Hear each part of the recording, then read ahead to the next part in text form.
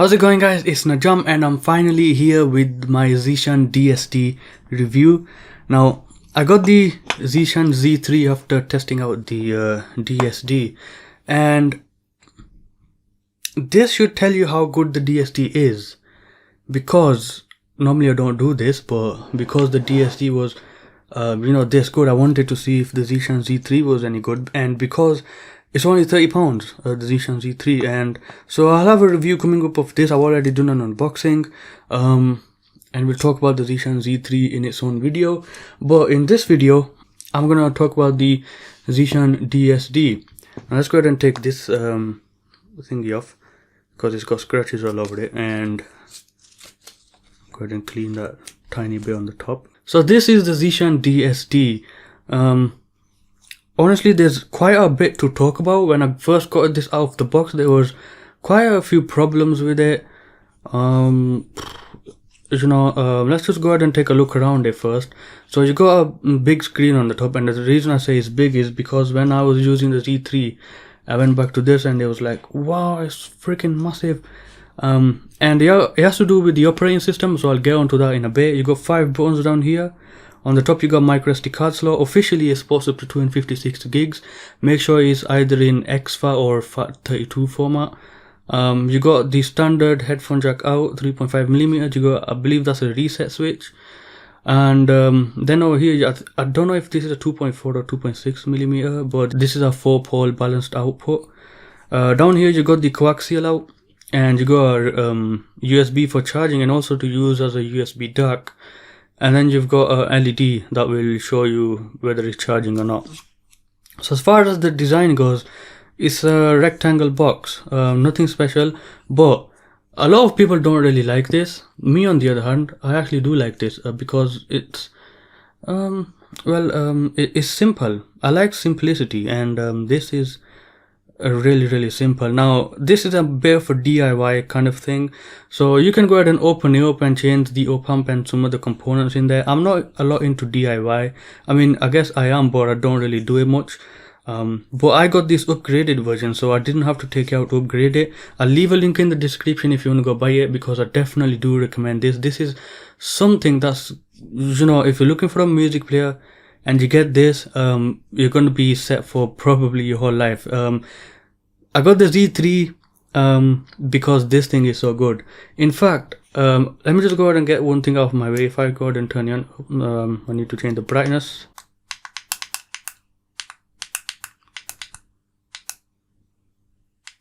I guess that's good enough. Yep. I actually should change this as well, just for now. Okay, so I just want to get one thing out of the way. If you go into Explorer and you go into like this bit, look at the use of space over here. They've got so many items in one place, and I mean, why don't other companies do this? Because look at the use of space. You've got all those and you don't have to scroll about a lot, you know what I'm saying? Here's the play screen. It's got the what is that called, the spectrograph. I'll just go ahead and go over the operating system a little bit. So a lot of people say that it's not a nice operating system. It's really simple and everything, but on here on the playback screen, you can press up to get into the playback settings. You can change the volume up and down. You can turn the EQ on and off, and you can change the playback mode. So you got folder, which says folder. You got folder shuffle. You got all of them. You got all of the shuffle. So it's gonna read all of the songs and it's gonna shuffle them all. And you've got only one. I keep it in folder because I like to go through, listen to albums. So you got the quality down here. You've got the timeline, and you can have an album app, but you have to be mapped tagged onto the file, and I didn't bother with that. I've got a front.jpg in the folder, but it doesn't read that. Now on the top here you got the circle thing, which is basically the CPU usage. You got your play and pause indicator. Then you got the battery life, and the battery life icon is good because it doesn't kind of jump. It kind of slowly slides down. Kind of give you an idea exactly how much the battery is left, not like 25% then 50 and all. It's pretty cool. Now if you press down from here, you go into the file manager. This is basically what is playing. And you can go ahead and press back to go into the previous folder. You can go ahead and press forward. Now when you want to play the song, you can press forward, or you can press this, and then you can actually either play it or delete a file. You can go ahead and just play it.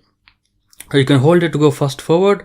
Now one thing I don't like about this is when you hold it to go back, it goes to the back menu instead of going to rewind. But you can press that to go into the previous track. So that's fine, but I would have liked that if it allowed you to go ahead and rewind the track, because I found that, you know, because this doesn't have gapless playback. So as you can see, what I've done is with my albums, I've just put them into sides A, B, C, D. And if I go on to, you know, proper gapless albums like Pink Floyd over here, I've got like, let's say, Medal. Now if I go on to this, it's 46 minutes long. So if I just go ahead and press forward, it's gonna take a while to actually, you know, go forward. But if I want to go back, I can't. I have to restart and then go all the way over again. So if I want to listen to Echoes, it's all the way like right in the middle somewhere, and it's like 20 minutes in, so it's gonna take a while to get there, and I don't like that. So that's one of the problems. It doesn't have gapless playback, so I have to join them up into albums, and I'm gonna make some sacrifices. I've made one, and that is join the albums into one file, so there's no need for gapless playback. Because, and I'll get to why, but I'm gonna be making some sacrifices on this because this thing is so good. That's just a bit of a spoiler. Now you do have Q files, so you can go on that, go on Echoes down here. But the problem is sometimes it doesn't really read them. So I've got Atom Heart Mother, and it doesn't read that really well. And as you can see, Echoes is on 6 hours long, except the song isn't 6 hours long. It's only like 25 or something. It will go down to 25, but you know, if I go on to the next track, that's actually 5 minutes longer. You probably can't read that, but whatever. It does have cue sheets, so that's good. At least those work. Now one of the things is it has a limit to how much tracks you can actually use. So if you watched my unboxing, when I put the memory card in, which is this one, this is a 256 gig one, it kind of crashed. So it showed a little box in the play area over here. There's a little box, and then the timeline was all blank and everything, and then all of a sudden it just turns off. And that's because this is too much for the CPU. That circle thing over there actually shows the CPU usage, and guess what, MP3 uses more of the CPU than DSD and FLAC. So I'm not even joking. So that's a bit of a funny thing. It supports all the formats out there, so you're not gonna have to worry, like pretty much everything. And they only cost £90, so it's pretty good. So what to do is, the problem here is that it doesn't like reading too many songs. So, you know, I've heard like 9,000 songs, and this thing just freezes. It's just too much for it. So what I've done is, I've deleted some of the ones that I don't listen to, and now I've gone down to like 3,000, and it's fine. Now it's perfectly fine. There's no problems with it. It does crash, but very rarely, and that's only when I'm messing about with it. But other than that, it's, you know, it's a pretty good music player. It doesn't have all the features out there. It doesn't even have playlists and everything, but it actually works for some reason. And the reason I like this is because this thing sounds just so good. It sounds so freaking good that I put my Mojo stack away for convenience. Now it doesn't sound as good as the Code Mojo, but it's very close, and that's quite surprising because this cost £90. It cost me £90, and the Mojo costs 400 alone, and then you obviously need a host and everything, and that's gonna cost you like 100 or so on its own. But this is all of that into one package with some missing features, and I've just made some workarounds on that. And so the reason it sounded so good, so I got the Z3, which also sounds pretty good, but it doesn't sound as good as either of these two. Now I don't know how to really describe the sound because it's quite something, but compared to the Mojo, there's not as much detail in there, and the imaging is just a little worse. So again, you know, it's not as good as the Code Mojo, but it's pretty up there. One thing it does do better than the Mojo is the soundstage. So this is the DSD Pro, the Zishan DSD Pro, which basically means it's pre-upgraded. You can either go ahead and open it up and then upgrade it yourself, or you can buy the upgraded version. There's like different options. The choice is yours. This upgraded version comes with the AK4497 EQ DAC, and the soundstage is twice as big as the Chord Mojos, so it's like really wide, and it's also 3D, which is quite rare in devices that, you know, when it comes to audio, it's quite rare that you get a 3D soundstage. It has a lot of depth. The bass has a lot of sub bass. It has a lot of extension on the bass. It's quite energetic, but when I got it out of the box, it was a bit bright, and now it's kind of settled in after the burning in through kind of stuff. And it's pretty much solid. The highs are crisp as well, really nice, and the mids are detailed as well. It's perfect. It's freaking insane. The sound quality is on par with the Chord Mojo, which says a lot, because the Mojo is right on the top of the whole, you know, quality of DAC. It's right up there, and this costs £90 and is right up there with the Mojo. Now get this, you can use this as a USB DAC, so you can plug this into your laptop and then use it with the DAC as a DAC, and it's gonna work really well. It only does 44.1 kilohertz, I think, what they say, but who cares? It sounds so freaking good that, you know, there's not even a point arguing about it, and that's why I made some sacrifices. So it doesn't have a GAP plus playback. I went ahead and joined up the albums and I made a cue sheet, and I'm alright with that. One of the two problems I do find with this is that it doesn't allow me to carry my whole library on it, because then it would crash.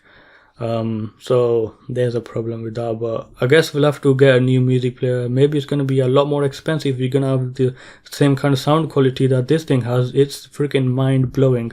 One of the experiences I've had with the sound quality, and this is very rare, is that, you know, I was listening to it and I was pretty happy with the sound, and then all of a sudden it kind of blew my mind, because everything just sounded really good for some weird reason. I don't know really how to explain it.